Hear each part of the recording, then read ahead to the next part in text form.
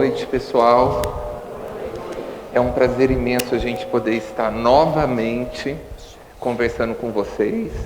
E de antemão eu agradeço muito o convite da Cibele, do Conecta, para que a gente possa estar juntos, conversando de um tema tão importante e que muitas vezes nos deixa um pouquinho com mal-estar, né?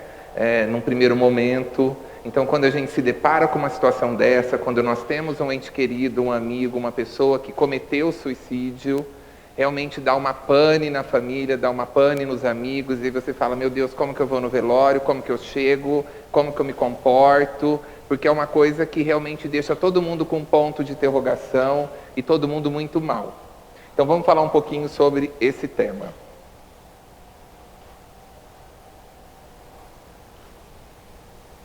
Então, o suicídio, né?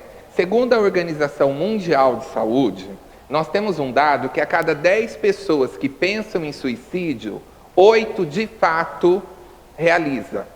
Esse de fato realiza não significa que concretiza e consegue terminar com a própria vida, mas tenta. Então, toma medicamentos, enfim, e faz aí uma série de coisas objetivando pôr aí um término na sua vida. Então, é um índice alto. Então, quando a gente ouve uma pessoa dizer, né, eu não estou bem, eu não estou legal, eu queria acabar com a minha vida não faz sentido, enfim, nós deveríamos ficar um pouco alertas, atentos, e nós vamos falar aqui qual o comportamento adequado que nós deveríamos ter para acolher essa criatura que está precisando, sim, muito de nós. E nós podemos ser decisivos nisso. Quais são as causas do suicídio? O que leva uma pessoa a pensar em suicídio, em praticar suicídio? Então, segundo a nomenclatura, as pesquisas que a gente tem aí do OMS, ele lista 10 causas principais. A primeira dela é a solidão. Então, a pessoa se sente muito sozinha num determinado momento da vida, e aí ela começa a entender que a vida não faz mais sentido. Então ela começa a arquitetar e pensar sobre suicídio. Gente, vale a pena nós dizermos que solidão não significa necessariamente que a pessoa está solitária de ter pessoas ao redor dela. Porque a gente vê isso nas pesquisas e tudo que a gente está relacionado a essa questão solitária, e a gente percebe que muitas vezes a pessoa ela convive com um monte de pessoas, no âmbito familiar ou no âmbito da sociedade em si. Porém, ainda assim ela se sente solitária. Então eu gostaria de deixar aberto isso para vocês. Não significa aquela pessoa que mora sozinha, que o pai ou a mãe está muito longe, ou um familiar, ou ela tem poucos amigos. Esse é um tipo de pessoa solitária, mas existe sim a solidão, inclusive dentro do casamento. Existem casamentos solitários, que a gente trabalha isso hoje no consultório. Existem famílias que têm pouca interação. Então, às vezes, você convive. São Paulo, a maior metrópole do país. E ali pessoas convivendo e trabalhando, e às vezes morando no prédio, às vezes dentro de uma república com vários jovens. Eu posso ter ali, numa república com 20 pessoas morando junto, uma pessoa que é solitária. Então, ela está ao meio de um monte de pessoas e ela se sente sozinha. Então, a gente tem que ter um olhar duplo para esse quesito solidão. A depressão. A depressão ela é muito importante porque ainda nós encontramos aqui situações de pessoas que acreditam que depressão e problemas emocionais é frescura, é falta de um tanque de roupa para lavar, ou de um fogão para fazer um monte de comida, enfim, então essa pessoa está à toa e isso está levando à depressão. Isso não é real, tá? Depressão é algo sério, é uma patologia, é uma doença, e ela se instala realmente nas nossas vidas, em determinadas situações, e nesses momentos específicos nós precisamos estar de olhos abertos para a gente encaminhar esse ente querido ou essa pessoa para um tratamento com um especialista. Então nós precisamos começar a perceber. E é importante dizer que muitas vezes, na maioria das vezes, a pessoa que passa pelo processo acaba não percebendo e acaba não tendo a atitude de buscar ajuda. Então, olha a importância de todos nós que convivemos com essa pessoa, que eu estou notando que o olhar dela está mais cabisbaixo, que ela anda mais triste, mais desanimada. E é muito importante também a gente entender que a depressão, ela não se instala de um minuto por outro. Ela vem vindo devagar. Então essa pessoa começa, por exemplo, ela está trabalhando muito e no final de semana ela não tem energia, ela não tem pique para poder ir nem na sorveteria com a esposa, com o filho, com o amigo. Então, nossa, eu estou tão cansado, eu estou trabalhando muito. Tudo bem se é uma semana ou outra, porque de fato você trabalhou mais. Mas se isso começa a se repetir e você já está perdendo a vitalidade, energia e não está tendo condições de fazer um simples passeio em família, de meio quarteirão numa sorveteria, por exemplo, a gente já tem que começar a olhar, porque pode ser já um sintoma que está caminhando para isso. Porque tudo que a gente foge do equilíbrio, nós vamos ter problemas. Tá? Então, trabalhar demais, por exemplo, isso daí vai esgotar a pessoa, isso daí vai tirar a energia dela a ponto de depois ela não querer fazer algumas atividades que dão prazer e são importantes para ela poder se refazer, ela poder desaguar, então poder fazer uma caminhada, poder estar num churrasco em família ou qualquer atividade do gênero. Surgimento de algumas doenças, né? Então, de repente, essa pessoa descobre, isso é muito comum também, ela descobre do nada ali, ela vai no médico, ela descobre uma patologia impactante. Olha, você está com CA, então ela descobriu um câncer. Você está com HIV ou alguma coisa do tipo. Então, esse choque pode, no primeiro momento, abalar muito o emocional dela e ela fala, não, minha mãe não pode saber, minha namorada, minha esposa, não, agora minha vida acabou. Então, ela começa a ter ideias suicidas em virtude disso. E os transtornos emocionais e mentais, né, que são mais importantes, como a esquizofrenia, depressão, a bipolaridade, distúrbios de ansiedade, que é muito comum na vida moderna que hoje a gente vive, entre outros. Então, dentro dessa questão de doenças, essas são as que mais chamam a atenção. Aí nós vamos ter os problemas de ordem de relacionamento, amorosos. Então você briga com a namorada, você termina um noivado, você termina um casamento, e isso te abala muito e você diz, agora como que eu vou tocar minha vida sem esse companheiro, essa companheira? Ah, eu amo ele a tal ponto que sem ele não faz sentido mais continuar. É muito comum muitas pessoas pensarem no suicídio após um término de uma relação aí duradoura, que no mundo dela, ela acabou tendo uma dependência emocional. Então, ela precisa dessa pessoa como oxigênio para viver. Problemas de ordem financeira, profissional, mudou a empresa, o meu novo chefe que assumiu, ele pega no meu pé, ele é muito autoritário, ele me cobra demais, eu não estou aguentando, a minha saúde está indo pela janela com aquele chefe, com aquele comportamento. Então, isso daí pode também alterar essa pessoa e ela começar a entrar aí em uma desordem emocional que pode levar a pensamentos suicidas. E a questão financeira. Então, aquela pessoa que eventualmente não conseguiu fazer um bom orçamento, né, mensal dela, dos gastos, das prioridades, e ela acaba excedendo e ela entra aí numa dívida. Aí ela faz um empréstimo, aí ela se endivida mais ainda, aí ela tem duas coisas para pagar, mas a despesa atual e ela não sabe o que fazer, para quem pedir socorro, e está virando uma bola de neve. É uma estatística importante também relacionada a esse tema. O bullying ele é muito comum, né? Principalmente na fase infantil, início aí da adolescência, e também é um fator aí, uma causa muito importante, porque a criança e o pré-adolescente, ele não tem uma estrutura emocional como um adulto para aguentar determinadas situações. Então ele tem um emocional mais vulnerável, mais frágil. E a gente vê aí na mídia, na televisão, às vezes uma situação de uma foto mais sensual, alguma coisa que acabou vazando, aí a menina se mata porque ela viu que foi parar na mídia, na internet, uma foto dela com o namorado, alguma coisa. Então isso é muito importante. E hoje a gente percebe muito claramente que o jovem hoje, né, esse jovem bem novinho aí, pré-adolescente, vamos colocar aí de 10 a 12 anos, ele tem uma sensibilidade muito grande. Tá? E a gente tem que ter um olhar com muito carinho, porque eles são realmente mais sensíveis e vulneráveis, e muitas vezes uma coisinha assim, para eles causa um sofrimento desse tamanho. E a gente tem que estar atento a tudo isso. A própria fase da adolescência em si, como eu disse, né, que é um período aí bastante turbulento. Gente, adolescência, a pessoa não é nem criança e nem adulto. Então ela tem os hormônios todos entrando a todo vapor, um monte de coisas passando na cabeça dela, o corpo dela se transformando, né? Então isso daí faz ela estar ali a um pique violento. Então é um momento também que ela quer mostrar autoridade perante a família, perante a mãe, ao pai, ela quer mostrar que já é adulta. Então é uma situação aí bastante delicada que nós temos que conduzir com muita propriedade. Luto. Quando a gente passa aí pela perda de um ente querido ou de uma pessoa realmente da família, um companheiro, uma mãe, e isso causa uma dor, né, ali, que destrói você por dentro e aí você não sabe como conduzir com essa dor. Isso daí pode levar a muitas criaturas pensarem em suicídio em virtude disso. Uso de drogas.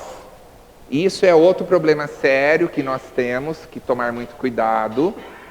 Hoje a gente vê muitas criaturas que estão abusando de drogas de uma forma geral, não só drogas ilícitas. Eu estou falando de drogas, por exemplo, como um álcool, como um cigarro, né, o tabagismo. Então a gente vê aí hoje o narguilé voltando com tudo. A gente vê muitas vezes os pais não tendo uma atitude proativa de como lidar com isso. E aí, é normal, nas festinhas, nos condomínios tem, os meus amigos. Então, acho que é legal, o paieiro está voltando aí. E o álcool vindo com bastante força. E a gente percebe aí festas de pré-adolescentes, de início de adolescência de 12 anos e um uso abusivo de álcool que foi comprado por algum adulto. Nós não podemos esquecer disso, tá? Transtorno de ansiedade social. O que seria isso? Aquela timidez, mas uma timidez castrativa.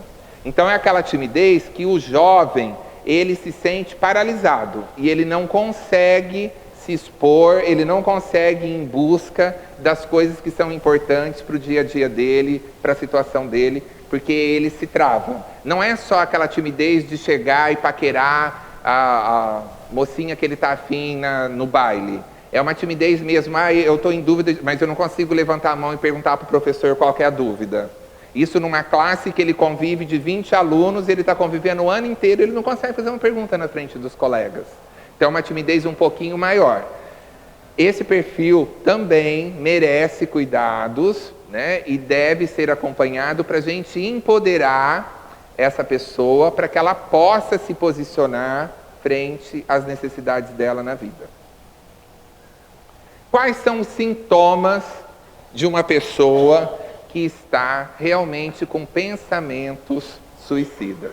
Normalmente essa pessoa, ela tem uma característica de infelicidade. Então ela está passando por momentos de decepção, frustração, e isso está levando a outros sintomas. Quais são eles? Uma angústia profunda. O que é angústia? Aquela dor no peito aqui, parece que você respira e você não capta todo o oxigênio, e você sente aqui que está apertando, que está apertado. Então, isso daí é o que a gente chama de angústia. Tristeza, propriamente dita. Então, por qualquer coisa, essa pessoa chora, ou ela vive triste.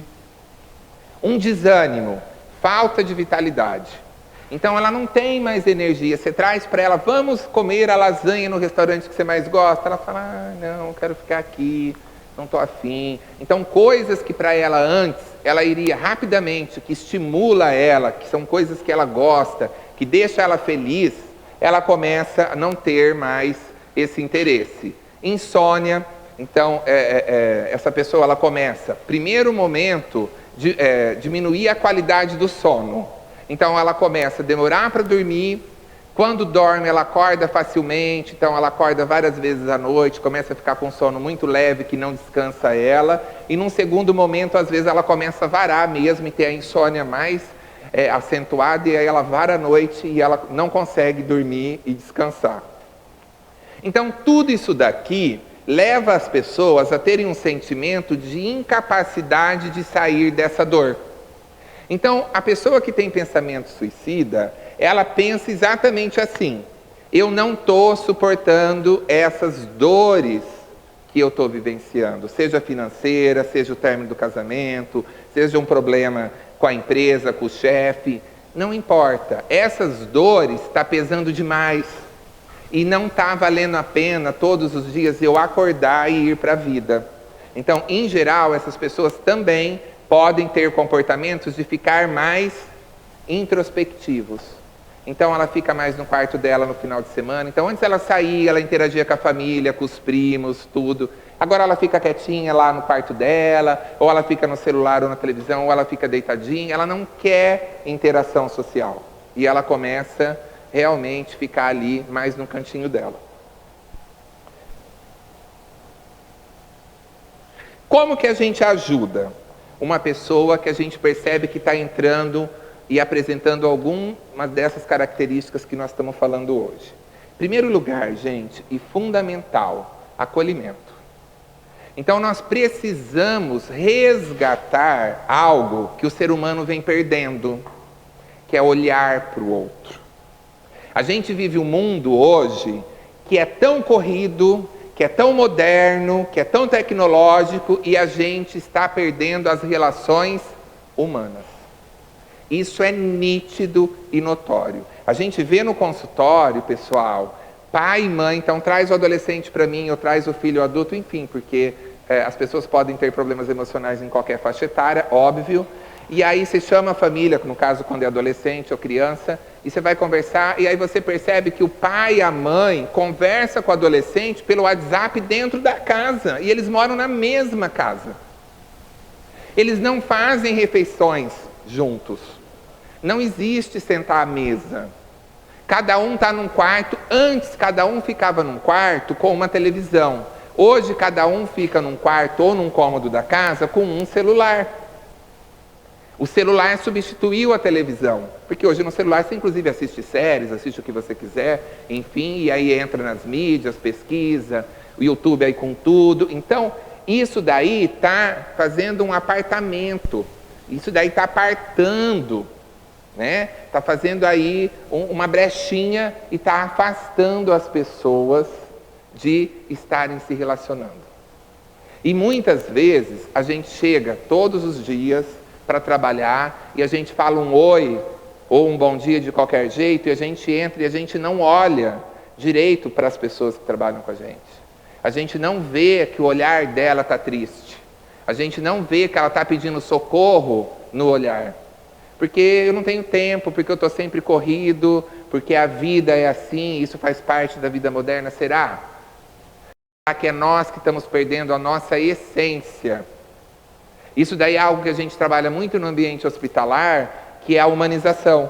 Então a gente trabalha muito forte isso nos treinamentos. Você vai olhar o seu paciente, não importa que você é um especialista no coração, que você é um especialista de pulmão, você é um especialista aí do estômago. Antes de você olhar para o câncer do estômago, olha para os olhos do seu paciente. Antes de você olhar para o monitor cardíaco, para todos os instrumentos que estão ali infundidos nele, coletor de urina, diurese, soro, tudo, olhe para ele. Se apresente, fale quem você é. Como que você está, seu João? Olha no olho dele. Como que o senhor passou a noite? Depois eu vou olhar o resto.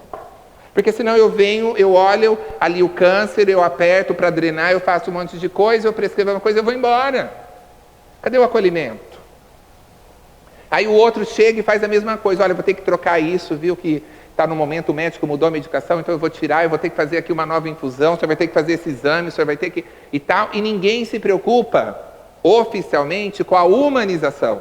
Está todo mundo se preocupando em recuperar a saúde dele, e as pesquisas mostram que a diminuição da permanência hospitalar é quando a gente dá amor.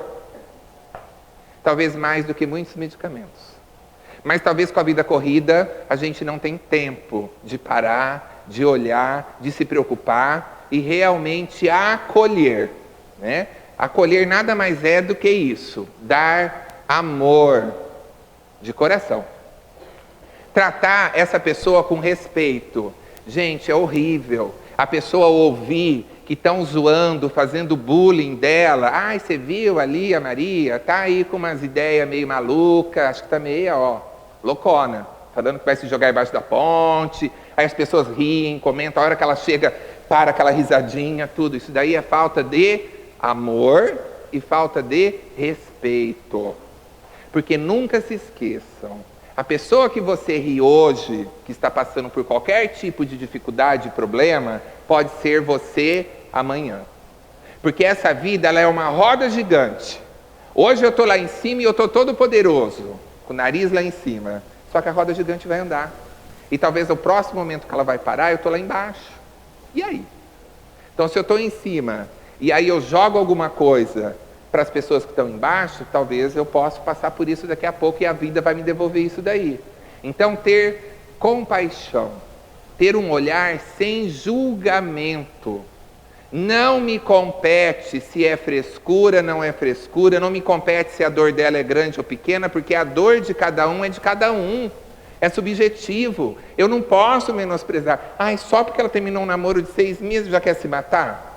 No seu mundo, se você terminar um casamento de 10 anos, você não se mata. Mas para ela, um namoro de 6 meses é uma dor insuportável. Então não nos compete julgar. Vamos acolher, vamos dar amor, vamos respeitar. Ouvir essa criatura na essência, sem julgar. O que é ouvir? Ouvidinho, por isso que nós temos 2. Então você vai procurar essa pessoa no momento adequado, num lugar adequado, e fala, eu queria conversar com você um pouquinho. E aí você se coloca à disposição, fala, olha, eu tenho percebido, Ana Luísa, que você está um pouco afastada da turma, eu tenho notado você um pouco, está acontecendo alguma coisa? Eu posso te ajudar em alguma coisa? E aí demonstro que a afetividade, eu gosto tanto de você, nós estamos sentindo a sua falta de novo. Na hora que você fala isso, existe uma grande tendência de você trazer o sentimento dela à tona. E ela vai se emocionar, porque uma pessoa que está com ideia suicida, ela está carente. Aliás, o ser humano é carente. Então a pessoa que está mais equilibrada do universo, se é que existe essa pessoa aqui nesse mundo que nós estamos, ela é carente. Então na hora que você dá amor, na hora que você faz uma fala dessa, e ela está ali, emotiva, ela está ali segurando um monte de coisas ali, nesse momento ela começa a pôr para fora. E no momento que ela começa a pôr para fora, a gente começa a abrir um canal de diálogo para a gente poder conversar com ela sobre isso. E a gente poder se colocar à disposição para ajudá-la de alguma maneira. E nesse momento que a gente abre essa conversa, nós precisamos passar uma mensagem de esperança e encorajamento. Olha, eu não sei, eu não quero falar sobre isso, porque isso me faz... Olha, eu não sei o que está acontecendo com você. A hora que você quiser conversar comigo, eu estou aqui, tá? Quero que você saiba disso. Abraça, dá ali um toque, dá um envolvimento, acolhe essa pessoa, passa carinho, fala o quanto que ela é importante para você. Mas eu não sei o que é. Se você não quer falar agora, está tudo bem. Mas a hora que você quiser falar, eu estou à disposição. Aqui meu telefone, a minha casa, onde eu trabalho, a hora que você quiser, tá? E não julgue, independente do que seja. E aí, à medida que você começa a conseguir abrir essa brechinha e encaminhar essa conversa, você deve, num segundo momento, a gente recomenda que você encaminhe ela para um especialista. Por quê? Porque a pessoa leiga, ela não tem uma ideia, né, exata de que nível que está isso. E eu não sei também se ela está me passando a intensidade que está isso verdadeiramente. Então, como eu não sou um especialista, às vezes ela fala para mim, não, mas já está passando, eu estou melhor, não, mas eu jamais faria, será? Então, na dúvida, encaminha para um especialista, para esse especialista avaliar. E aí você pode encaminhar para um médico, que ele vai avaliar isso daí adequadamente. Dentro da medicina, o especialista que cuida disso é o psiquiatra. Ele vai poder conversar com esse paciente, fazer uma avaliação clínica, ou um psicólogo, ou um coach emocional. E se você encaminhar para o psicólogo ou coach emocional, ambos também vão avaliar o nível e ver a necessidade de entrar ou não um psiquiatra para poder contribuir com medicação e fazer um trabalho conjunto, aí cada um no seu quadrado, para a gente resgatar essa pessoa para a vida de novo, para a bênção e as maravilhas que é viver. Então, gente, a gente não pode deixar de fazer uma pergunta muito importante. Você acordou hoje? Quem acordou hoje? Levanta a mão para mim. Olha, metade da turma acordou, que bom, já é alguma coisa. Mas será que acordou mesmo? Ó, meu amigo ainda está com a mão levantada. O que é acordar para você? Ser feliz. Gostei da resposta, viu? Muito forte, muito boa. E para você, o que é acordar?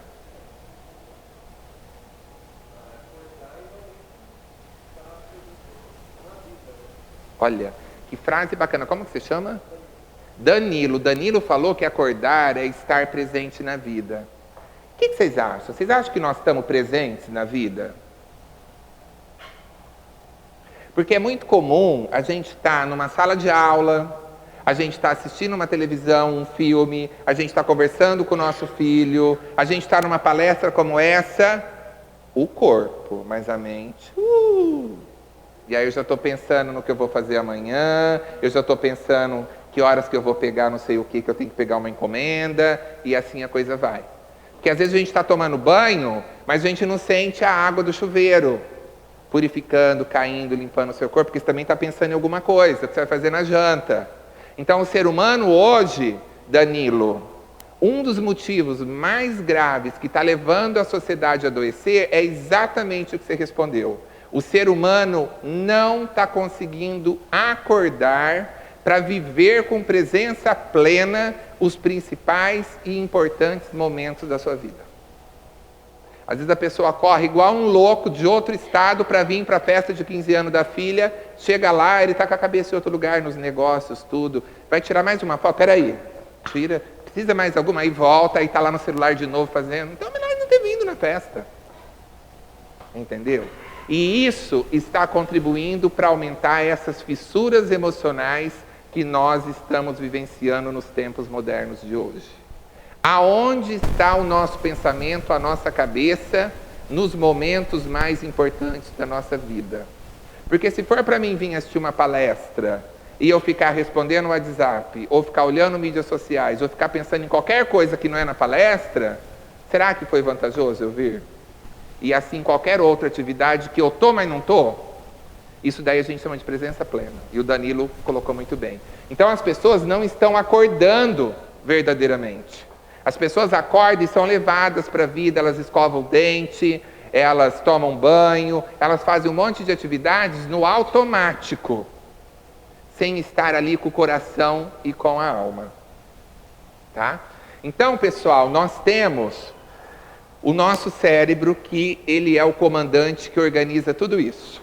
Então ele sai na frente comandando isso daí. E o nosso cérebro, ele é dividido em duas partes. O lado da razão e o lado da emoção. O lado da emoção nós temos subconsciente e inconsciente. Aqui está cheio de crenças que nós chamamos de limitadoras. Tá? Quais são essas crenças? Você está fazendo esse curso lá do Conecta? Isso é mais um aí que não vai virar nada. Você vai ver. Não vira. Você acha que isso daí vai virar alguma coisa? Você vai lá, eles vão falar o quê? Como que você vai conseguir ser alguma coisa mais do que você já é? Minha filha, você tem que acostumar. A vida é difícil mesmo. Você tem que desistir de querer subir, de querer voar, de querer fazer acontecer. É o que é. Assume a realidade do jeito que é, nua e crua, e aceita que dói menos. Isso é um sabotador. Isso é uma crença limitadora. E todas as vezes que a gente tenta dar um passo para frente, fazer alguma coisa que ninguém está fazendo, a tendência ainda do ser humano, que é muito imperfeito, já que eu não faço, eu não incentivo outro a fazer também. Além de eu não incentivar, eu faço algo melhor. Eu vou lá e boicoto ele. Eu tento jogar uma âncora para ele não fazer também. Não vai dar certo, viu? Você não vai conseguir. Você vai ver se você chegar a algum lugar com isso. E aí, se a gente dá lado para esses sabotadores, a gente não chega a lugar nenhum.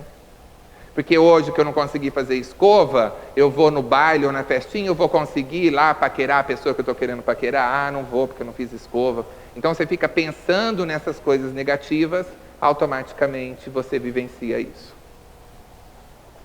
Então a nossa mente, ela está cheia de pensamentos, né, bons, ruins, pensamentos que te empoderam, que fala para você, vai, você dá conta, você pode melhorar, no final do ano você vai trocar de moto, você vai trocar de carro, e pensamentos que falam para você, é a crise, não sei quem que vai entrar no governo, mas qualquer um que entrar, e o país, o ano que vem, vai estar muito pior. Você vai ver o que vai quebrar de empresa, o que vai gente ter aí os seus empregos indo para o espaço, e a gente começa a disseminar essa onda negativa que sai contaminando as pessoas. A gente entra num quadro que nós chamamos de autossabotagem. Aí a pessoa começa a perder o equilíbrio dela, porque o lado do cérebro que fica ao favor da mente dela, que a gente chama de QP, inteligência positiva, ele começa a cair e começa a aumentar muito os sabotadores que dizem: você não vai conseguir, você não vai dar certo, a sua receita vai dar errado, ninguém vai comprar o seu produto. Então você começa a ir perdendo o poder das coisas. E isso é tão interessante, gente, que hoje a gente tabula, por exemplo, aqui. Isso aqui são os sabotadores que a gente consegue tabular com testes americanos. Por exemplo, tem um sabotador que chama hipervigilante. Então, quem tem um sabotador hipervigilante muito alto, essa pessoa não dorme nem com tarja preta. Então, a hora que eu olho no gráfico, eu não preciso nem perguntar para ela, eu vou falar para ela assim: há quanto tempo que você não dorme? Porque eu já sei que ela não dorme. Você faz uso de algum medicamento? Ela vai falar lá os tarjas pretas que ela toma.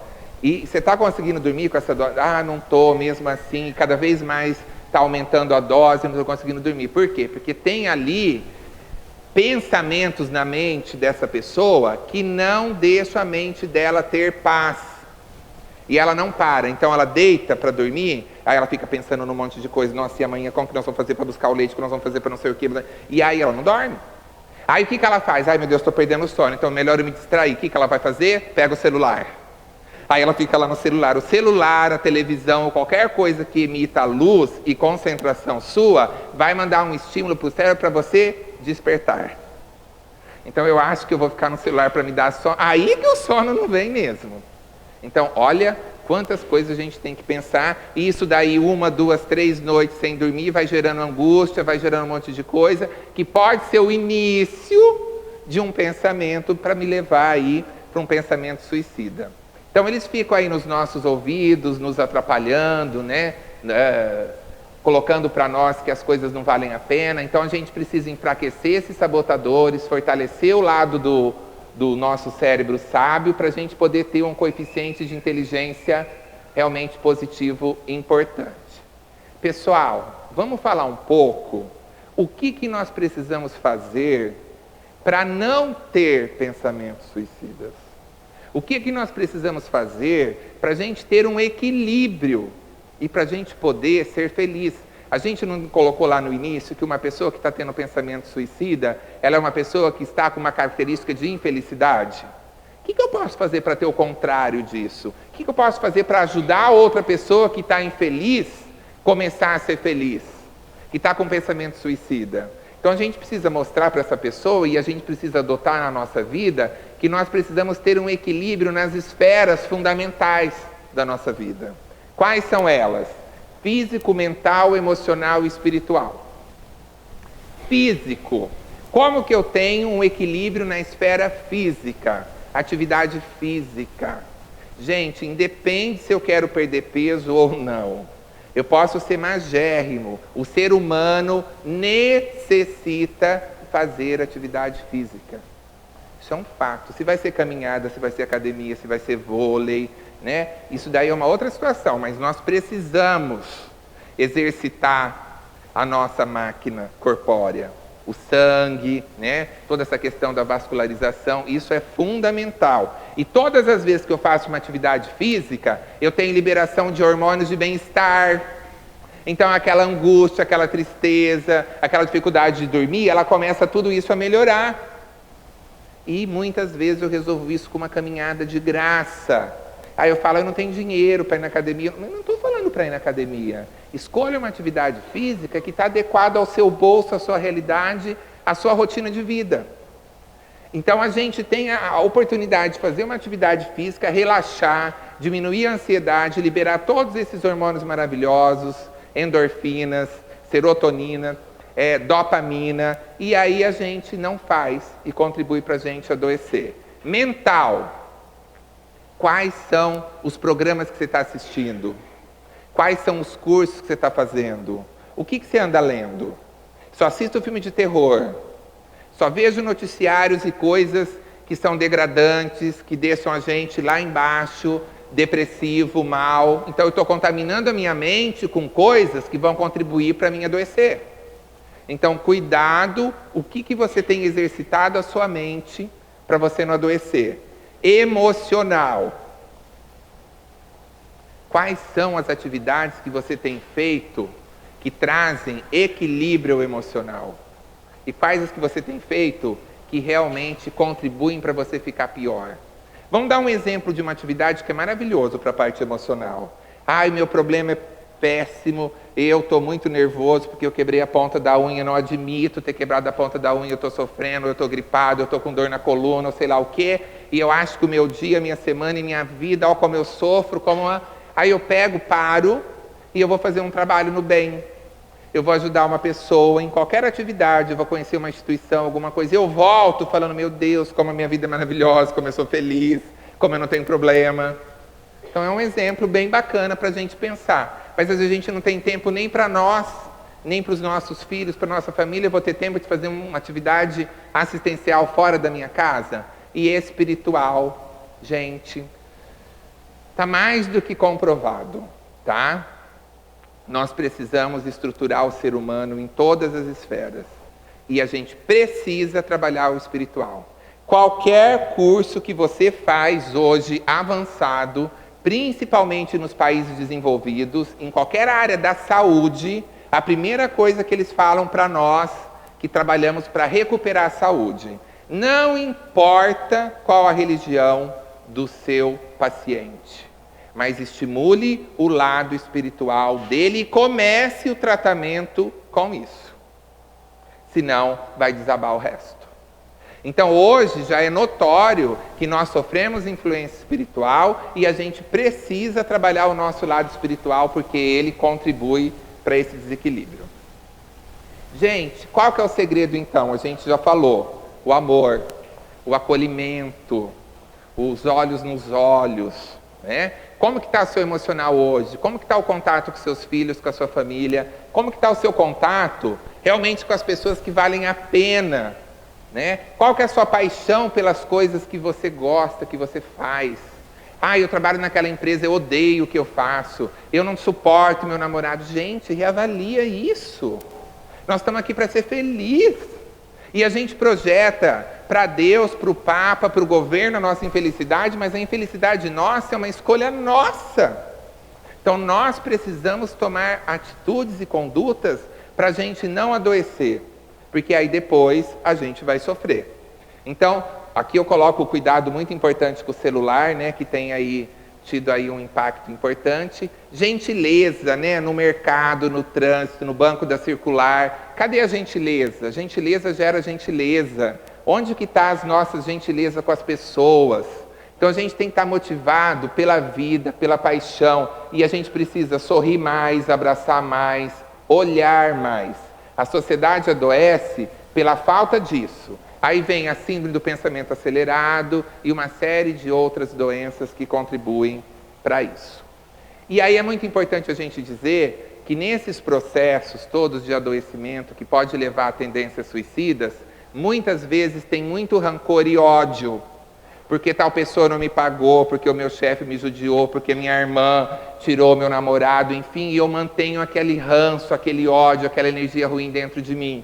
Isso daí me desequilibra e potencializa problemas emocionais que sintomatizam no nosso físico. Então, ao invés da gente odiar, vamos amar. E vamos dizer para as pessoas que são importantes para nós o quanto que a gente ama ela hoje, enquanto dá tempo. Porque a gente não sabe o dia de amanhã.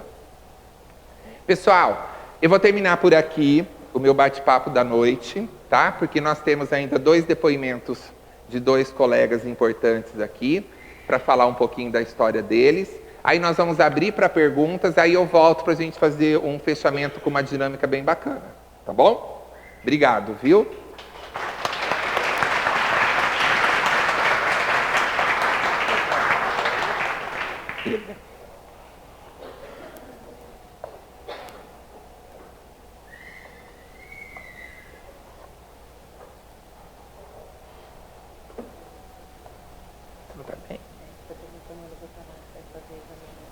Ai, tadinha.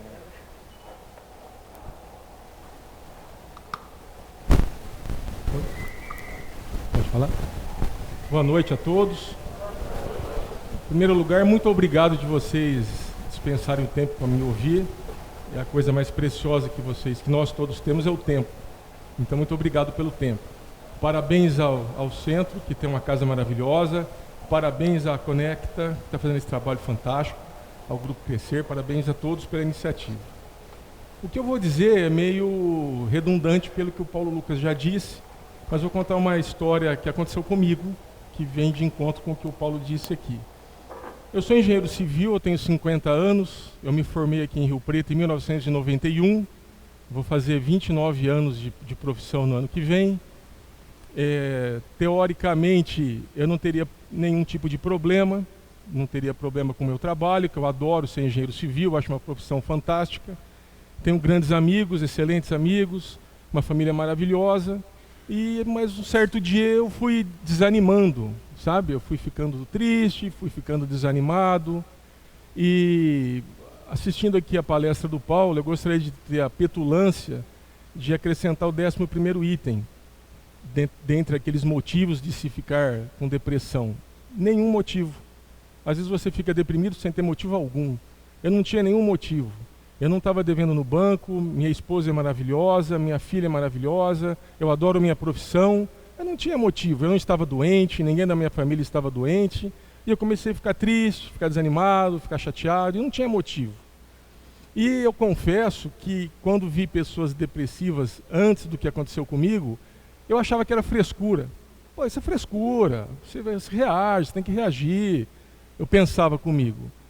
E aconteceu comigo. Eu fui ficando triste, aí eu ia dormir e não pensava em levantar, não pensava em acordar. Eu ia trabalhar aos trancos e fui ficando cada vez pior. Mas eu vejo isso hoje, porque naquele momento, naquela fase, eu não tinha consciência que eu estava depressivo. Eu não tinha essa consciência. Eu achei que eu estava cansado, que eu estava exausto por causa do trabalho, que era alguma coisa desse gênero. Então eu nunca ia procurar nenhuma ajuda. Eu não tinha nada, por que eu ia procurar alguma coisa, não é? Mas aconteceu de um grande amigo meu que tem uma oficina mecânica, ele foi consertar o meu carro e foi levar o carro na minha casa, numa sexta-feira, e falou assim: Marcelo, você está depressivo, né? Eu falei: não estou depressivo. Então você está depressivo, você está péssimo, você está no fundo do poço. Você está sentindo isso, não está? Eu falei: estou, mas eu não estou depressivo. Você está sentindo isso tudo, e eu sei que você está depressivo, porque eu tive isso. E você está depressivo, e se você, sem ajuda, não vai sair disso. Ninguém consegue sair de um processo depressivo, leve, médio ou profundo, sem ajuda. Sozinho não sai. Você precisa de uma ajuda. Só que a pessoa que está assim, não imagina que ela está assim e que não precisa. Então fica nesse ciclo vicioso e você vai indo cada vez mais para o fundo. O que o meu amigo fez, como ele já tinha passado por isso e tinha experiência? Ele foi num psiquiatra, marcou a consulta e me ligou e disse: ó, terça-feira, 4 da tarde, fulano de tal, rua tal, o cara está te esperando lá. Não, mas por que você fez isso? Você vai fazer essa desfeita comigo? Vai lá no médico, conversa com ele. Aí eu fui e vi que eu estava depressivo.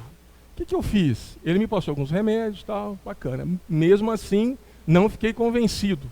Cheguei na minha casa, entrei num site americano, super famoso lá, que tem um teste online, você responde lá 20 perguntas. No fim ele dá um diagnóstico, se você está depressivo ou não, se a depressão é leve, média ou severa. Mas no fim tem uma observação em letras garrafais, você tem que procurar o médico, que não é só para seguir o site. Resultado: depressão severa. Aí eu falei: bom, agora então a coisa apertou. Aí o que eu fiquei pensando comigo? Pô, eu vou em médico de louco, fui no médico de louco, psiquiatra é médico de louco, eu não estou louco, mas não é médico de louco. O que acontece? Ele vai ajudar o seu organismo, o seu físico, o meu físico, né, para eu me equilibrar e conseguir ficar em pé, para eu conseguir sarar da outra parte que não é só física. Para isso que é o psiquiatra. E quem tiver essa tristeza, essa depressão, não vai tirar essa conclusão sozinho, a gente precisa ajudar a pessoa. E não precisa ter motivo. Ele pode ser rico, pode ser pobre, pode ser o diretor da empresa, pode ser o faxineiro, não tem distinção. Não tem religião, não tem cor, não tem nada. Dá em qualquer pessoa e pode dar por nada. Aí, o que aconteceu depois? Eu fiz o tratamento com uma psiquiatra, comecei a tomar um remédio, comecei a dormir melhor, comecei a me estabilizar, fazer um tratamento psicológico para conseguir levar uma vida normal. Só que esses remédios, esses medicamentos, eles viciam. E você não pode parar de tomar de um dia para o outro. Você tem que a médica ou o médico ir tirando isso devagar, que foi o que a psiquiatra foi fazendo. Aí ela chegou numa dose mínima, eu estava super bem. Para vocês terem uma ideia, eu perdi quase 20 quilos quando eu estava depressivo. Fiquei gordinho tudo de novo, bacana, joia. Aí um dia ela falou, agora você está na dose mínima, você vai tomando isso daí e a gente vai te acompanhando. Aí um dia eu acordei e falei, eu não vou mais tomar esse negócio não. Eu não posso ficar com isso, eu tenho que ter minha força interna, reagir e seguir minha vida. E isso eu fiz. Eu parei de tomar o remédio, parei de ir no psicólogo, parei de ir na psiquiatra, e eu consegui aí ter força para reagir e ter minha vida estabilizada e progredindo e sendo feliz. Qual que é que lição que eu tiro disso? Você não consegue fazer nada sozinho. Ninguém consegue ser feliz sozinho. Então a minha esposa me ajudou muito, teve muita paciência, porque ninguém gosta de gente triste. E o depressivo é triste. Ninguém gosta de gente triste. Aí ninguém quer ficar perto de você, porque você está triste, você sempre com aquela cara cabisbaixo. Então, e ela teve uma paciência, devo minha vida a ela, minha filha, os meus amigos mais próximos, e ao Criador, obviamente, que sempre esteve comigo e nunca me abandonou. Provavelmente eu me afastei dele, mas ele nunca me deixou sozinho. Por isso que eu estou aqui de pé e estou aqui feliz. Uma coisa muito importante, que serve para o pessoal aí do grupo, dos jovens empresários, que eu digo de camarote. Contar uma história da natureza que acontece lá na África para vocês, talvez vocês já saibam. O leão, quando ele sai para caçar, que é o que nós empresários fazemos, ele vai pegar lá uma zebra, um gnu, aqueles bichos grandes lá, que ele corre atrás do bicho, 70% das vezes ele não consegue alcançar a presa. 70%. De cada 10 bichos, ele pega só 3. Por que então um cidadão, um sujeito, um bicho, que 70% das vezes tem insucesso, é o rei? Como que o rei pode ter 70% de insucesso? Qual é a resposta para isso? Porque ele não desiste. Por isso que ele é o rei. O rei não é o mais forte nem o mais inteligente. O rei é aquele que não desiste. Então vocês aí da Conecta, do pessoal da Conecta, nunca desistam. Porque ser empresário é muito difícil, mas é muito gratificante. E uma coisa que vocês não devem se esquecer, o caminho correto é sempre mais difícil. Se alguma coisa estiver muito fácil no caminho do empresário, é porque está errado. É difícil mesmo, mas é muito gratificante e é muito maravilhoso. E para encerrar, para não esticar muito a minha fala, que senão eu amanheço aqui falando, eu queria dizer, fugiu o que eu ia desculpe, a história do leão. Ah, sim, a questão da dor que o Paulo falou. Quando você está depressivo, você tem uma dor na alma. E não existe dor maior, cada um tem a sua. Não tem dor maior, cada um tem a sua, é isso. Então não menospreze e nem transforme ninguém em herói por a dor que ele tem, cada um tem a sua. Muito obrigado.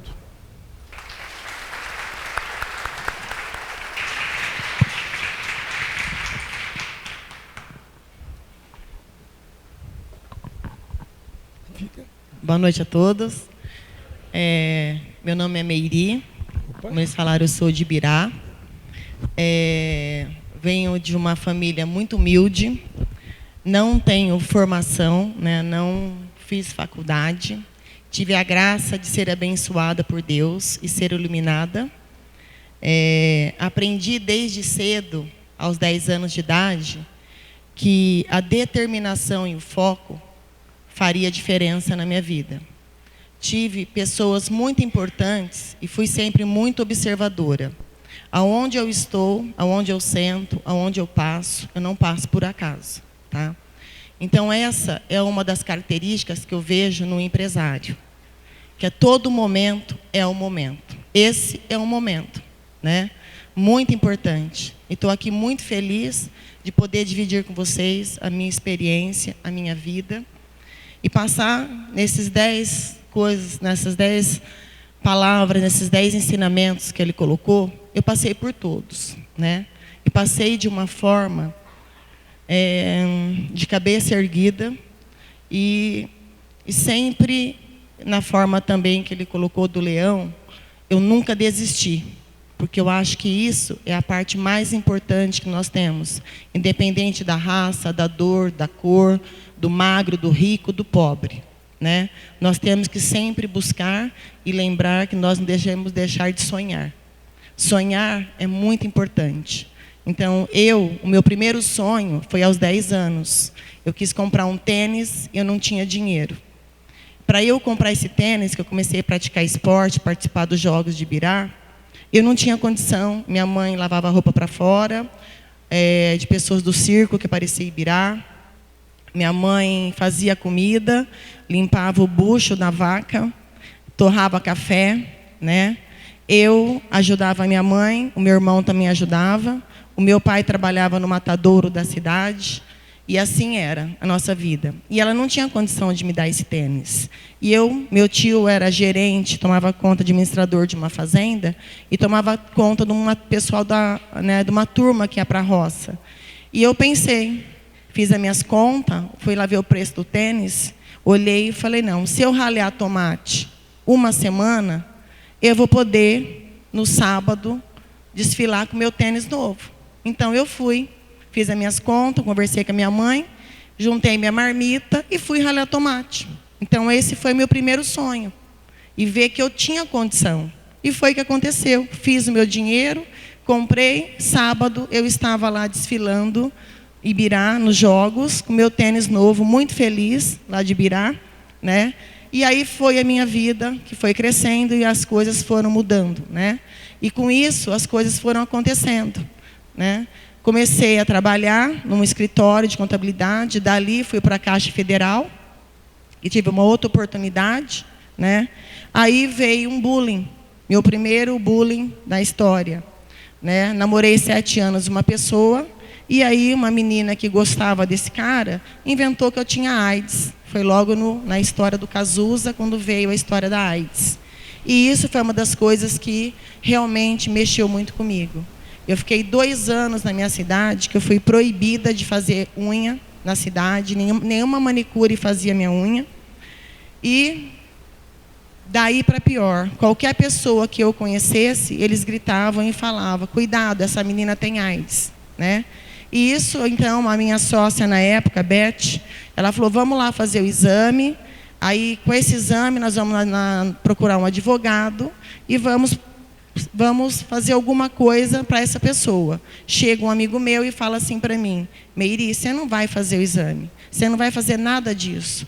O tempo é o senhor da razão. Realmente, gente, o tempo é o senhor da razão. Estou eu aqui hoje.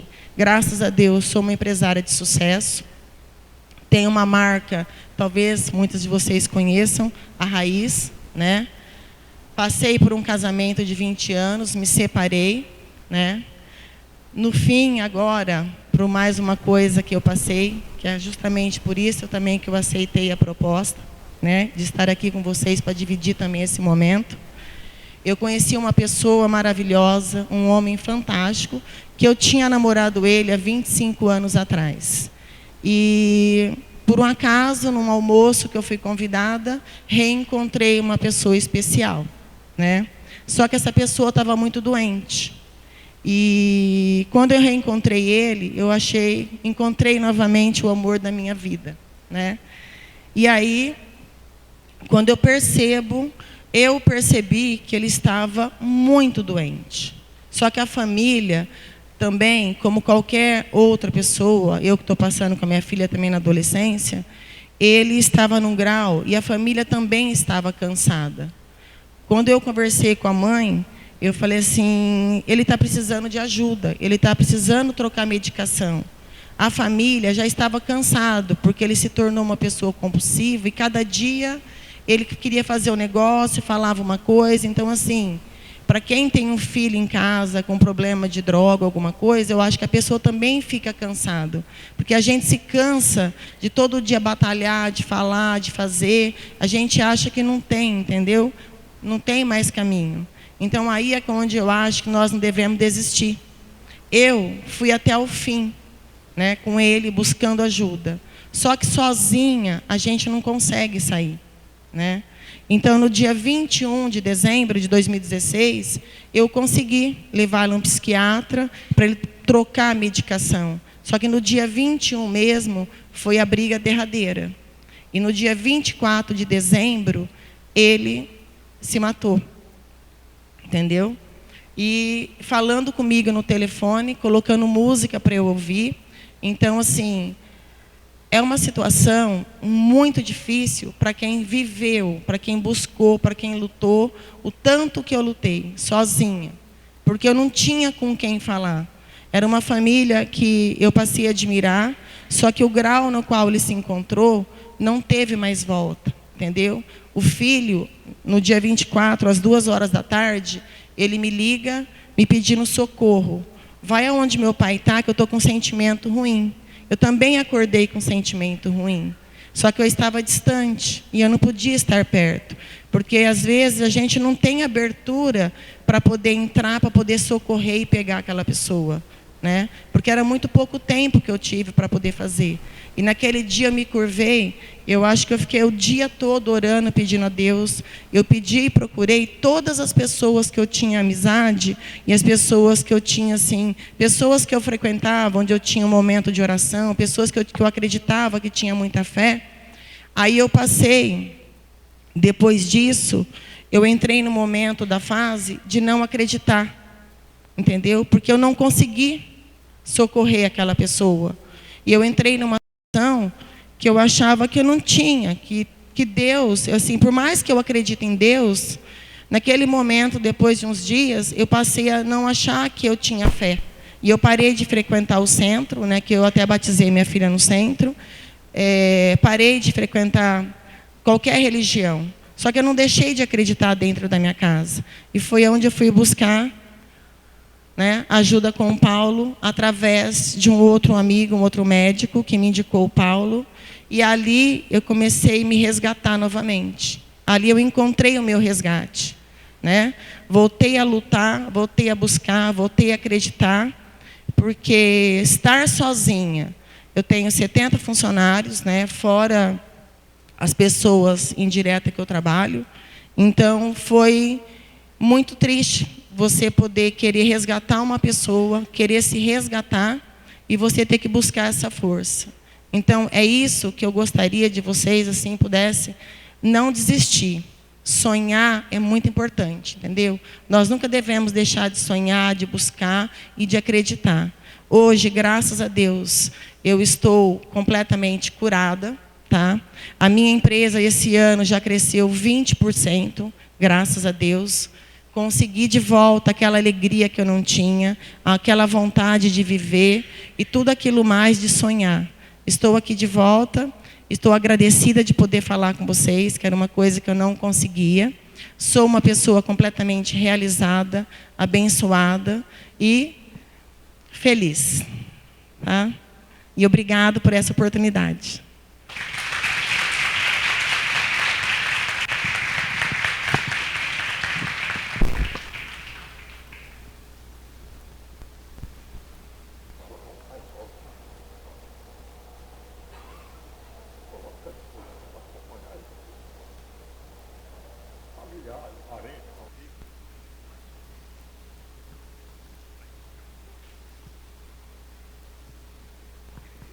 Colocando aqui, pessoal, a importância que muitas vezes a pessoa que está doente, né, ela não consegue sozinha. Então, a situação que o amigo do Romero interveio através dele para levá-lo, e às vezes a pessoa não consegue. E às vezes, no caso do Romero, ainda ele foi. O amigo marcou, ele conseguiu ir. Mas tem pessoas que, se você marcar, ele não vai sozinho. É isso. É o meu pai que veio aqui falar, ele está aqui na palestra me dando a oportunidade da presença dele aqui comigo, e ele está dando esse lembrete que é muito importante. A gente precisa entender, se você tentou ajudar e a pessoa não conseguiu ir sozinho, se disponibilize a acompanhar, a buscar, a levar essa pessoa, porque às vezes ela sozinha não consegue ir. O tamanho da dor dela. Você quer? Nós estamos abertos agora às questões, aquilo que vocês quiserem perguntar para o Paulo, para o Marcelo, para a Meiri. A Camila está com o microfone, é só levantar a mão que ela leva o microfone até vocês. E aproveitem, conversem, independente se alguém está triste, deprimido, mas de repente tem alguém precisando de um abraço, de um olhar aí. Alguém? Nenhuma?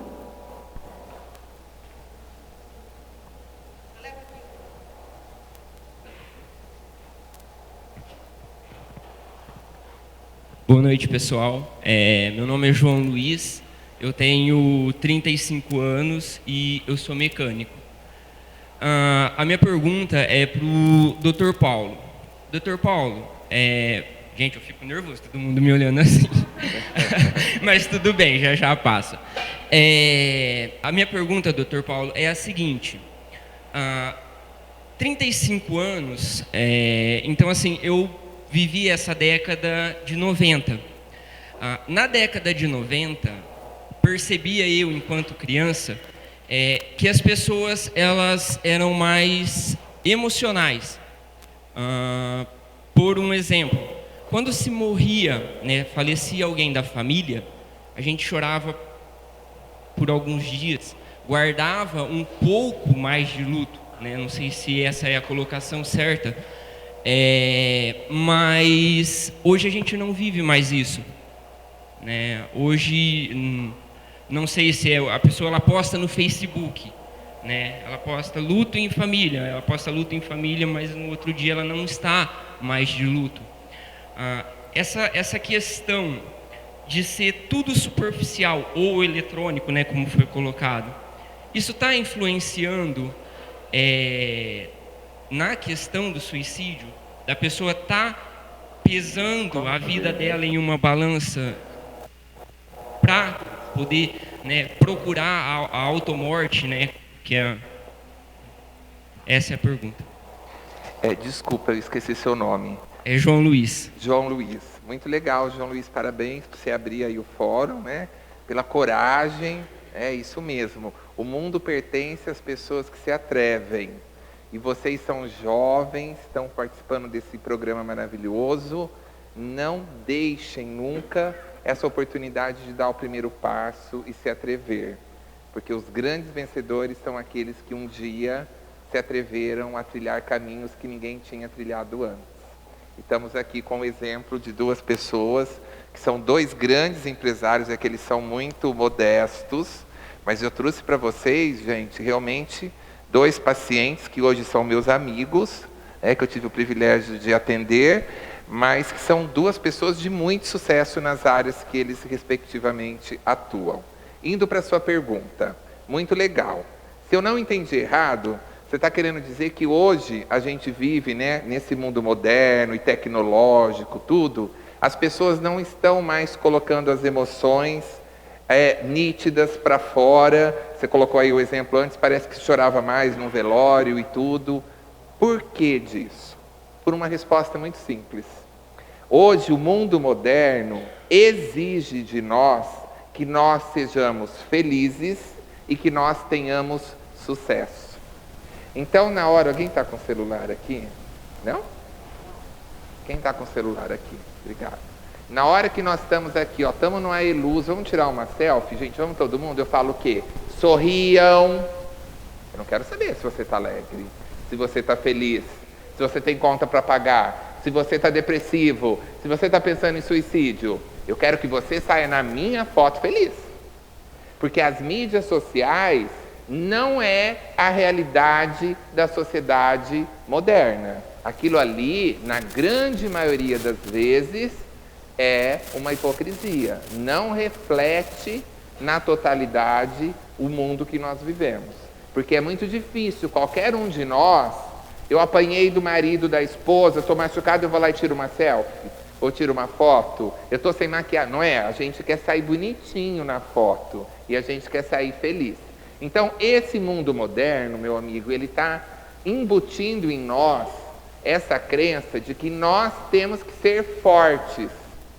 Só que nós somos seres humanos. E nós temos as nossas mazelas, nós temos as nossas dores, nós temos as nossas frustrações, as nossas decepções. E como nós lidamos com isso? A primeira coisa, que é o objetivo desse fórum maravilhoso, é isso. Vamos conversar, vamos pôr para fora, vamos ouvir.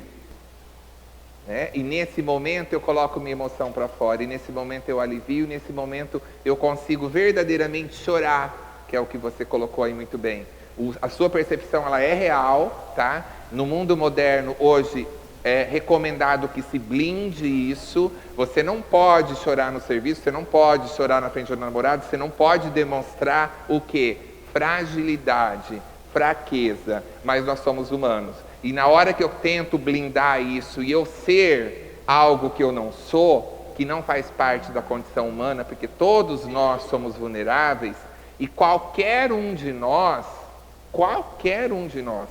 eu me incluo nisso, podemos a qualquer momento entrar num quadro emocional, ter um problema depressivo e ter aí comportamentos e ideias eventualmente suicidas, porque todos somos falíveis. Então o importante sempre é conversar, pôr para fora, e quando eu engesso, eu estou fazendo um processo contrário, e uma hora isso explode. Então a sua percepção é real, ela é uma exigência do mundo moderno, mas nós não devemos cultuar isso dentro de nós, e nem isso nos nossos filhos. Os pais precisam estimular o filho a chorar, a pôr o sentimento dele para fora, a pôr a frustração dele para fora, e mais que isso, os pais necessitam inserir frustrações nos filhos e decepções.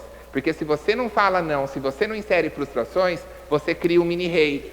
E lá na frente, quando ele ouviu o primeiro não, quando ele ouviu alguma coisa que deixa ele chateado, ele se mata. Gente, o índice de suicídio para os jovens e crianças na nossa região é alarmante.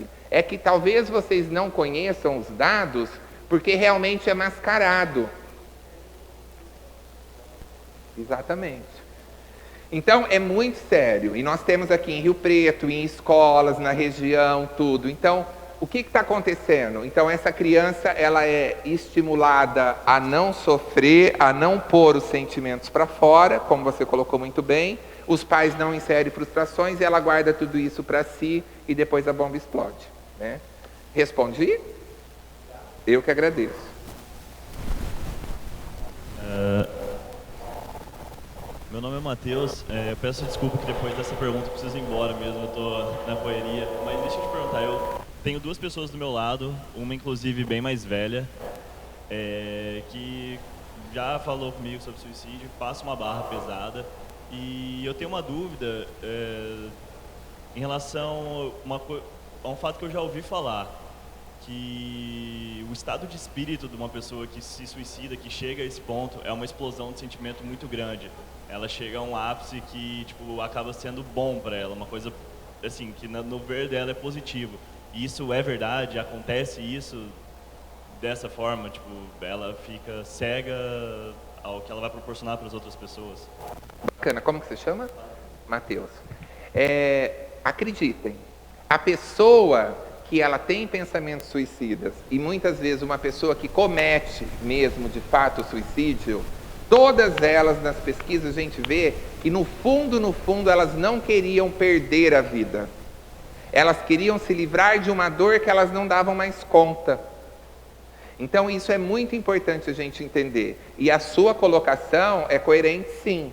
O nível do desequilíbrio que uma pessoa pode chegar do tamanho dessa dor, pode cegar ela sim. E ela pode, num primeiro momento ali, ou em várias outras situações, ela entender. Porque tem pessoas que já tentaram suicídio inúmeras vezes. 2, 3, 4, 5. E aí ela vai mudando o plano dela, ela fica pesquisando como fazer isso. E muitas vezes a família ou as pessoas que convivem com ela e não estão preparadas, falam, imagina, ela toma tantos comprimidos, porque ela sabe que vai no hospital, faz lavagem, mas ela não morre. Ela já fez isso 2 ou 3 vezes. Ela está querendo chamar a atenção. Aí nós temos um pré-julgamento de novo, e nós estamos de novo diminuindo a dor do outro e julgando. Nós não estamos acolhendo. Não me importa se ela tomou 2 comprimidos, 3 ou 5. Não me importa se essa dose é letal ou se vai ser só uma lavagem. O que me importa é que ela está tendo um comportamento que nós não consideramos normal. Porque ela está fazendo um atentado à vida dela, de menor ou maior grau, se vai ser letal ou não, isso vai causar aí uma lesão temporária. Então essa pessoa precisa de acolhimento, de amor e de acompanhamento. Então eu não sei quem são as pessoas exatamente que você está citando, mas procure se aproximar dela, procure conversar com ela, procure acolher, dar amor, não julgue, não importa se é pequeno, médio ou grande no seu mundo a dor dela, porque é o seu mundo, não é o mundo dela. Acolhe essa pessoa e ajude a encaminhar ela para um especialista, porque certamente se ela está falando mais de uma vez isso, ela está caminhando para o que você falou, ela está começando a perder e uma hora, inevitavelmente, ela consegue pôr fim na vida dela, o que é muito triste.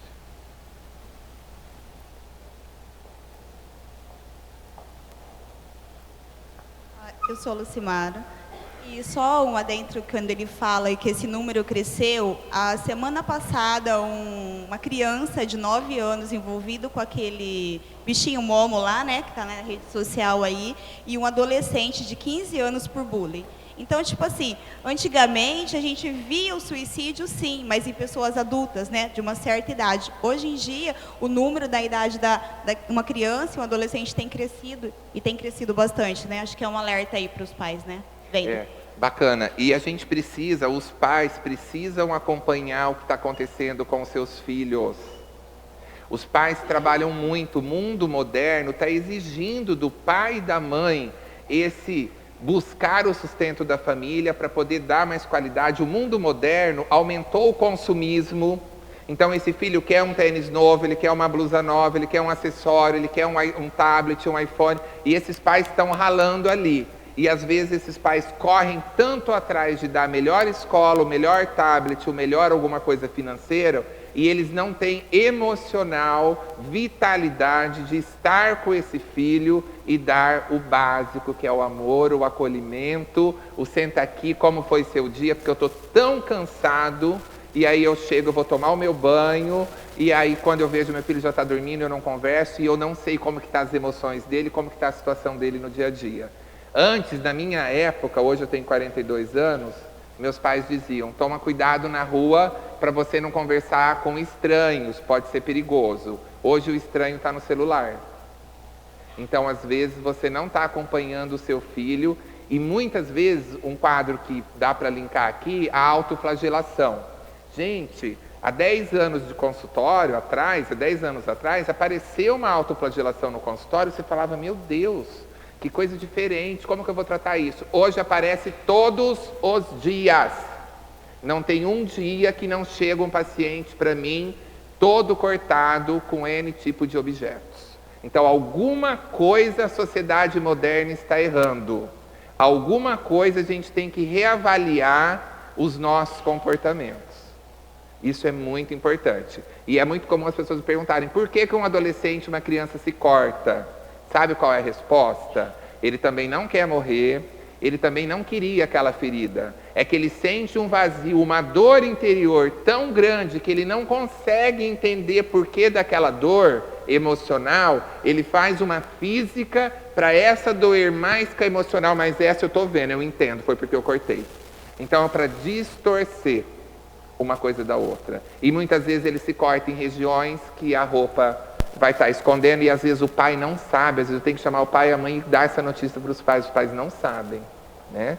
Então, assim, esse olhar de novo, esse resgate da família, estar junto com a família, estar em momentos. Gente, hoje a gente vive um mundo que você manda um WhatsApp ou uma mensagem pelo Facebook de parabéns pelo seu pai, de feliz aniversário para o seu pai, para sua mãe, para a pessoa que deu a vida para você. Porque você não pega mais o telefone e liga, pai, parabéns, felicidade, tudo e tal. Porque a tecnologia facilitou e eu não tenho tempo. Então está distanciando as relações humanas. Boa noite, meu nome é Priscila. Deixa eu te fazer uma pergunta. Se uma pessoa que tentou se matar muitos anos atrás, e sempre quando tem uma frustração, ela tenta fazer isso de novo. precisa procurar um especialista ou não? Isso aí saiu da cabeça dela, ela não vai cometer o suicídio, porque das outras vezes não conseguiu. Como que você chama? Priscila. Priscila. Primeiro lugar, Priscila, não é porque não conseguiu as outras vezes que ela não pode conseguir hoje ou amanhã. Então a gente não pode menosprezar a dor e o ato dela em si. Segundo lugar, eu não sei se lá atrás, quando ela pensou em suicídio, ela tinha uma dor que levou a esse pensamento, é a mesma de hoje. Tem que avaliar. E eu não sei se essa dor não foi bem resolvida lá atrás e ela não está potencializando a dor de hoje. Então a gente não pode menosprezar. E aí vai uma dica muito importante. Na dúvida, não sei, será que vai, será que não vai, será que está só falando da boca para fora ou não? Na dúvida, sempre acolham essa pessoa com muito amor e sempre recomendem que procurem um especialista.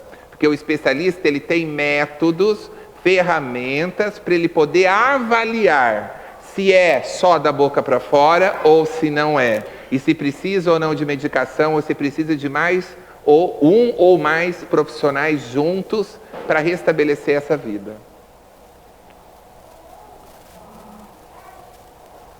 Só completando, quando você falou dos adolescentes e das crianças, enquanto professora da educação infantil, nós vivenciamos realmente aqui em Rio Preto alguns casos bem chocantes, né? Porque você trabalha com criança o tempo todo e aí, de repente, você vê lá nas redes sociais que um adolescente, uma escola legal, que você acha que está com a vida legal, se suicidou, né? Mas foi de repente? Não. Eu vou retomar o que você falou da selfie, do ser feliz e do estar no Facebook, né? Alguns pais, eu acho que fica, né, a dica, se a gente não consegue se desvincular da tecnologia, sair do celular, por favor, adicionem os seus filhos como seus amigos no Facebook.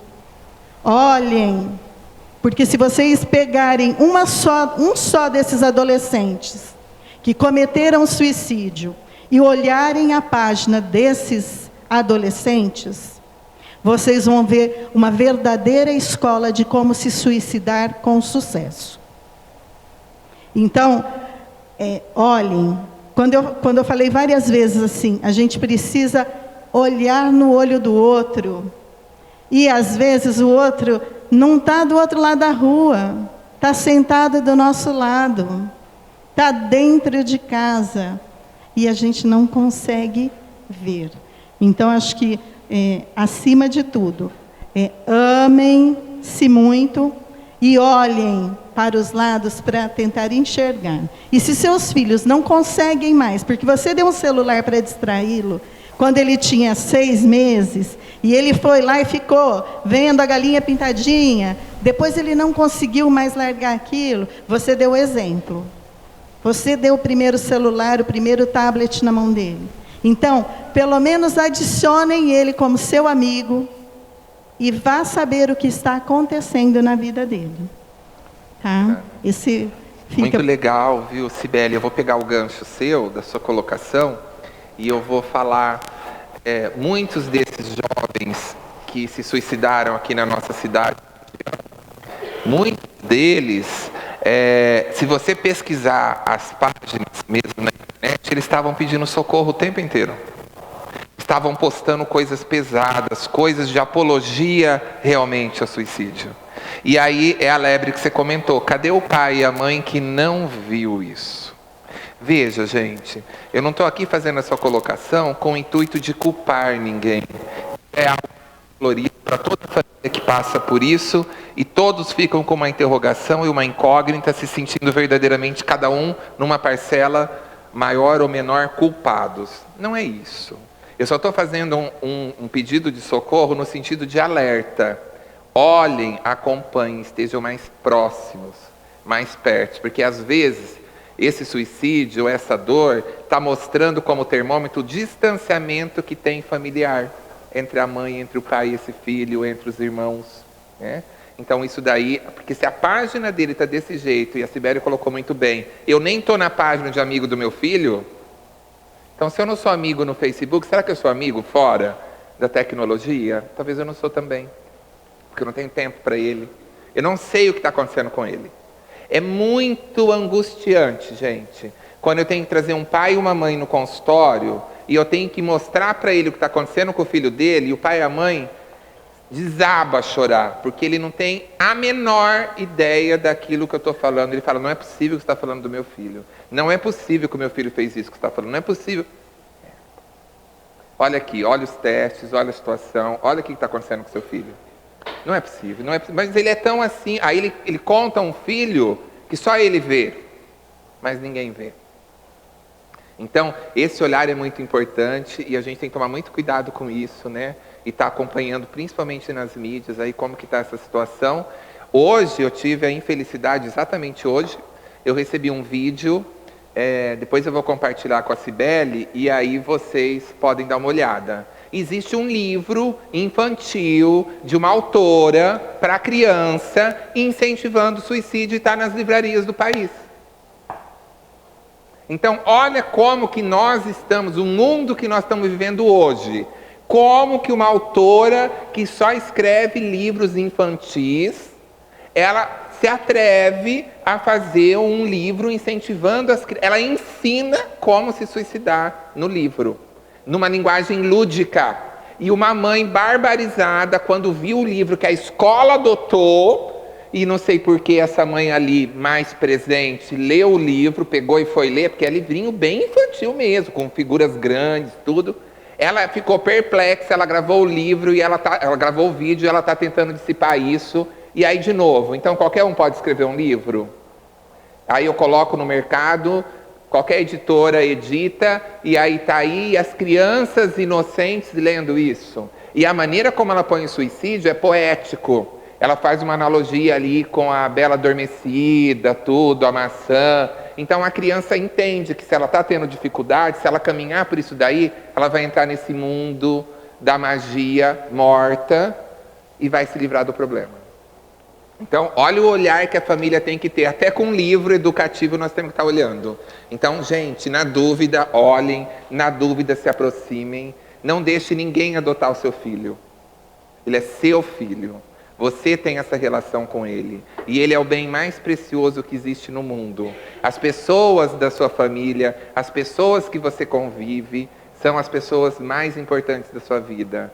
Olhe para elas. Perca tempo realmente com o que vale a pena. Porque às vezes eu chego em casa, eu quero assistir o futebol e eu não brinco com meu filho. E ele quer mostrar o desenho da escola, mas agora eu quero ver o futebol. Eu trabalhei pra caramba, eu tenho direito de descansar.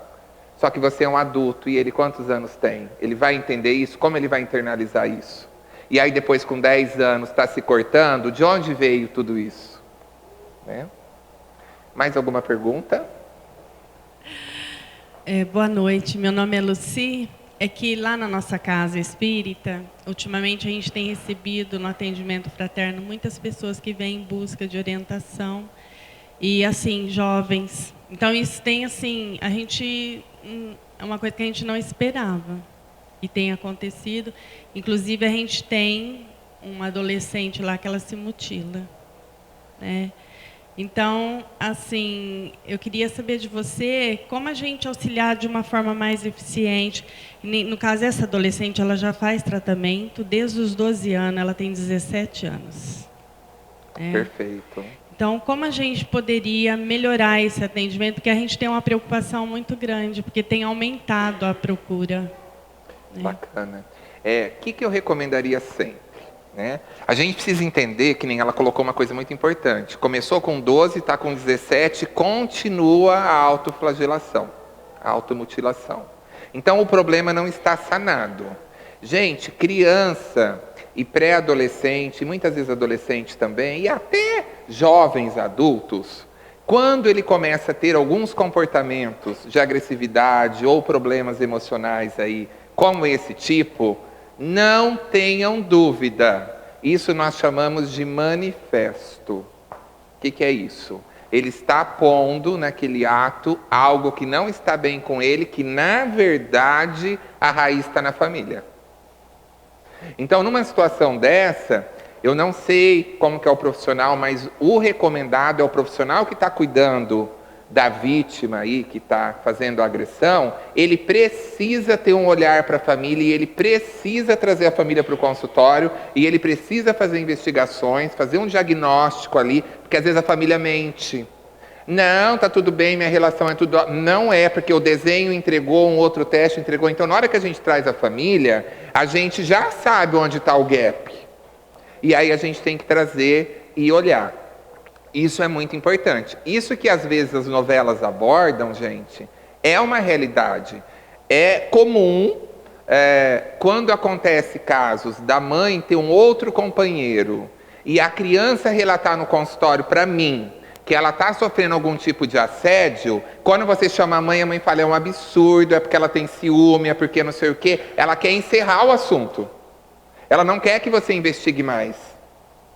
Então, olha como é delicado tudo isso. Então, a gente precisa avaliar. Mas aí, nesse caso, em especial, não sei se é possível ou não, e até onde vocês têm perna dentro da casa, né, de oração, mas o certo é você tentar, se possível, se tiver alguém ali com esse preparo, conversar um pouco com essa família.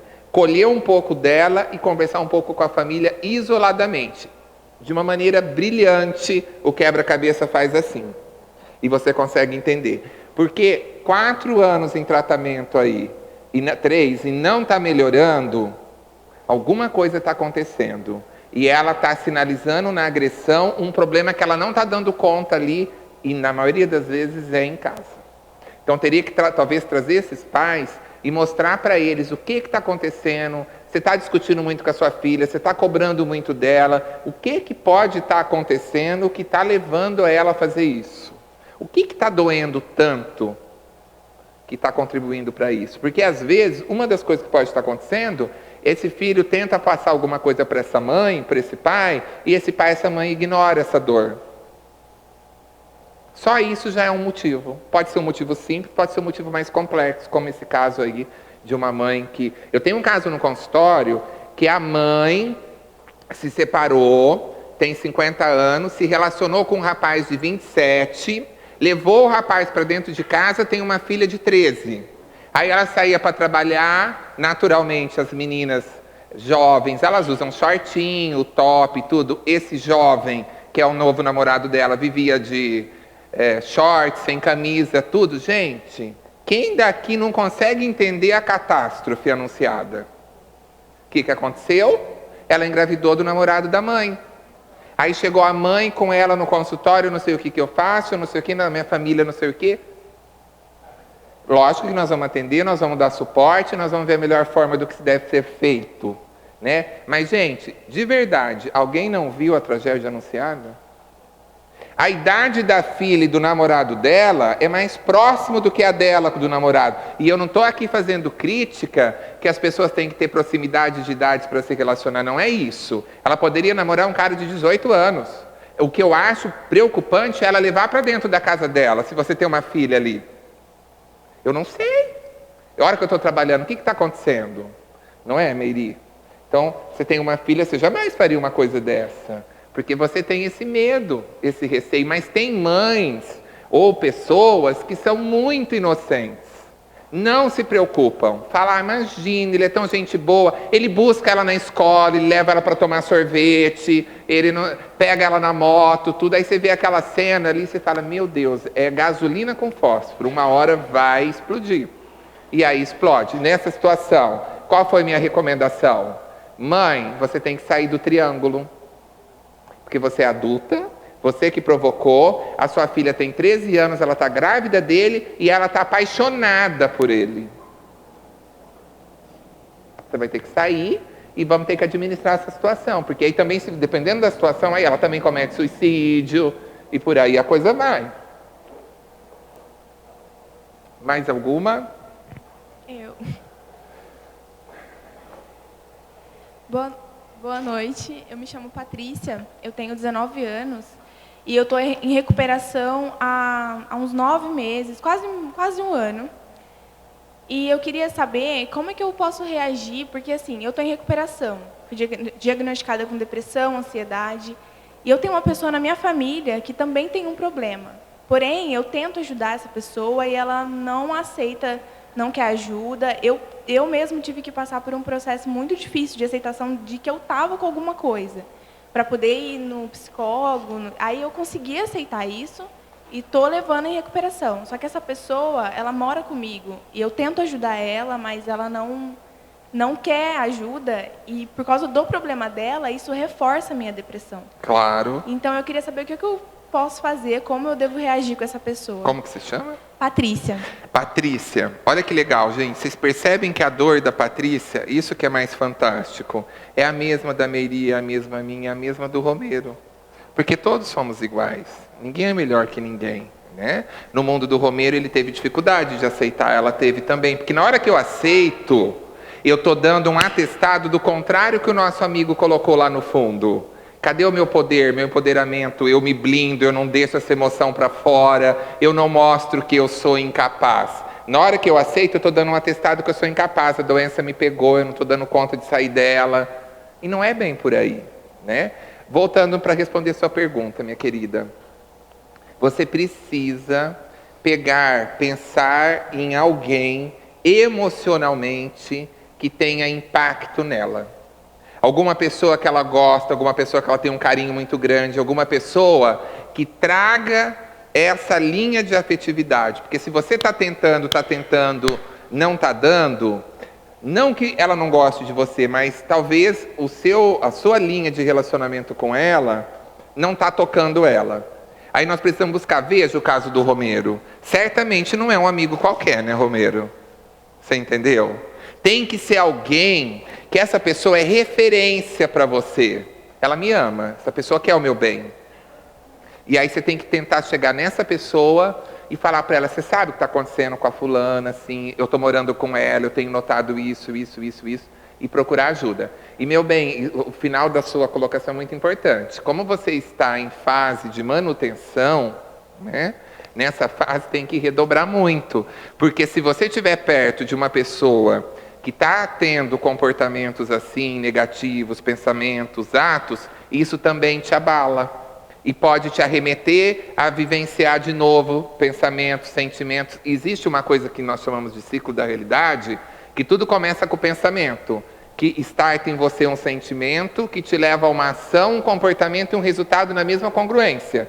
Então, na hora que você começa de novo a ver pessoas reclamando mal, tudo e tal, isso te faz alusão a uma memória que você já tem, dessa dor que você já teve e tratou. E aí você começa a se confundir, ficar confuso e começar a sentir que você está sentindo essa dor de novo e você pode ter uma recaída. Então, precisa aí tentar ajudar, porque essa pessoa precisa de ajuda, usa alguém que está bem perto dela. E, meu bem, vê até onde você aguenta estar perto também. E no seu caso, em especial, se você precisar se afastar um pouquinho, não é desumanidade. Eu não posso me atrever a salvar alguém no rio se eu não sei nadar, morre dois. Né? Ai, que lindo, caiu lá, eu não sei nadar, vai morrer dois. Né? Então, a gente só pode ajudar também quando a gente tem perna. Por isso que a gente sempre fala, na dúvida, encaminha para o especialista, porque ele tem condições de lidar com a situação. Respondi? Obrigado. Oi, boa noite, meu nome é Vitor. Complementando o que a senhora lhe disse de atendimento em casa espírita, lá na nossa também nós temos tido um número muito grande, normalmente de pessoas novas. Só que a gente não tem um especialista. A pessoa procura, é feita uma entrevista para tratamento espiritual e é dado a ela o tratamento que a gente adota na casa. Mas não tem nenhum especialista em si. E a gente não tem o acompanhamento fora do ambiente. E aí foge um pouco disso que você está dizendo, da gente estar acompanhando e indicando para ela alguma outra coisa desse tipo. O que você sugere para a gente? Como que você chama? Vitor. Vitor, vamos lá. Vitor, o ideal, sem sombra de dúvida, é você buscar na comunidade que frequenta a sua casa espírita, tentar buscar uma pessoa que tenha formação para poder lidar com isso voluntariamente. Porque, às vezes na casa, pode ser que você tenha um psicólogo, um psiquiatra, um coach, alguém que frequenta, que vai lá, toma passe, vai com a família, tudo, e talvez ele, sei lá, faz um trabalho, se faz de sopa ou corte, não que seja menos ou mais importante, mas talvez para fazer o trabalho de sopa você tenha outros voluntários que estão capacitados e às vezes ele com a formação dele poderia te ajudar melhor nesse setor.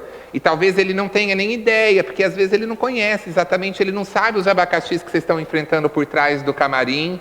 E de repente, quando vocês tiverem oportunidade, que vocês vão dar os recadinhos, falar, gente, da mesma maneira que você fala, tem a campanha Alta de Souza de domingo, tem a campanha da pizza para ajudar tal irmão que está passando por tal situação. Gente, a casa está precisando muito de um colaborador que tenha formação, porque nós temos um trabalho fraterno que tem aumentado muito tal situação. Se alguém souber, ou se tiver alguém aqui, ou se alguém conhecer, alguém que possa nos ajudar e vir aqui uma vez na semana, uma horinha, porque essa pessoa já vai ajudar, inclusive, a preparar a equipe leiga de como trabalhar isso. E é tão maravilhoso que quando você faz isso, o universo e a equipe de luz vai providenciar a tampa certinha para essa panela.